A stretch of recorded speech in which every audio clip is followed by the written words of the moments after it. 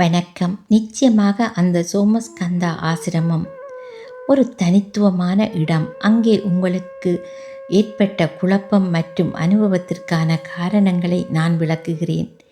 ஏன் இன்று புத்தரை கும்பிட்டார்கள் என்று மே 1 அந்த ஆசிரமத்தின் கலண்டர் படி புத்த விசாகம் அல்லது புத்தர் பிறந்த நாள் விழா கொண்டாடப்பட்டிருக்கிறது. அதனால்தான் இன்று அங்குள்ள வெள்ளையர்கள் மற்றும் பக்தர்கள் புத்தருக்கு முக்கியத்துவம் கொடுத்து பூஜை செய்திருக்கிறார்கள்.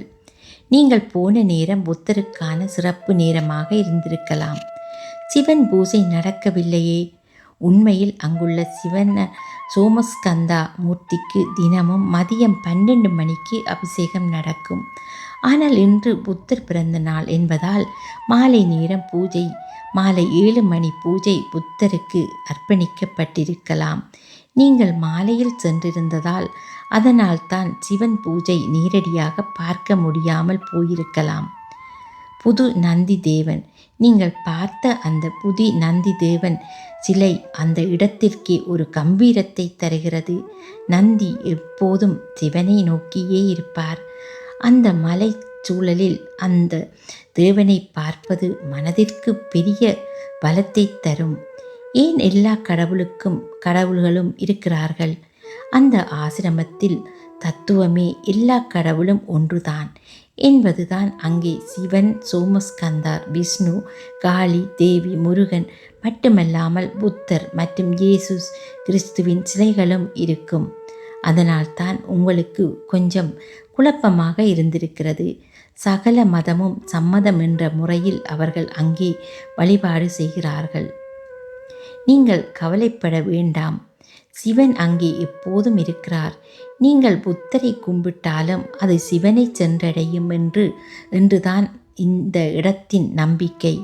அந்த மலை உச்சியில் மேகங்களுக்கு நடுவே நந்தி தேவரையும் எல்லா தெய்வங்களையும் ஒன்றாக பார்த்தது ஒரு அபூர்வமான காட்சி.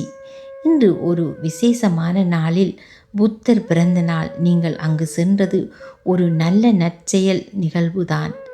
அங்கிருந்து திரும்பும் போது உங்களுக்கு அந்த மன அமைதி தந்திருக்கும். சிவன் முதன்மை. சைவ சமயத்தின் பொறுத்தவரை சிவபெருமான் தான் எல்லாவற்றுக்கும் மேலானவர், ஆதி அந்தம் இல்லாதவர். இந்த பார்வையில் பார்த்தால் புத்தர் என்பவர் ஒரு மனிதராக பிறந்து ஞானம் பெற்று ஒரு மாபெரும் குருவாக உயர்ந்தவர். அதனால் ஒரு சிவன் கோவிலுக்குள் புத்தர் இருக்கும்போது அவர் சிவனை வணங்கும் ஒரு மகானாகவோ அல்லது சிவனுக்கு கீழாக ஒரு நிலையில்தான் கருதப்படுவார்.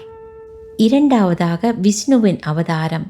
சில புராணங்களின்படி புத்தரை மகாவிஷ்ணுவின் 9வது அவதாரமாக கருதப்படுவதும் உண்டு. அப்படி பார்த்தால் அவர் மும்மூர்த்திகளின் ஒருவரான விஷ்ணுவின் அம்சம் என்பதால் உயர்ந்த இடத்தில் வைத்திருக்கிறார்கள். நீங்கள் போன அந்த டாவோஸ் மலை ஆசிரமத்தில் அவங்கள் ஒரு வித்தியாசமான வெள்ளையர்கள் வசிக்கிறார்கள். அவங்கள் கடவுளை ஒரு ஜோதியாகவோ அல்லது சக்தியாகவோ பார்க்கிறாங்க. உருவம் வேறாக இருந்தாலும் உள்ளே இருக்கும் சக்தி ஒன்றுதான் என்பது அவர்கள் நம்பிக்கை. அதனால்தான் அங்கே சிவனை ஒரு பக்கமும் புத்தரை இன்னொரு பக்கமும் சரிசமமாக வச்சிருக்கிறார்கள்.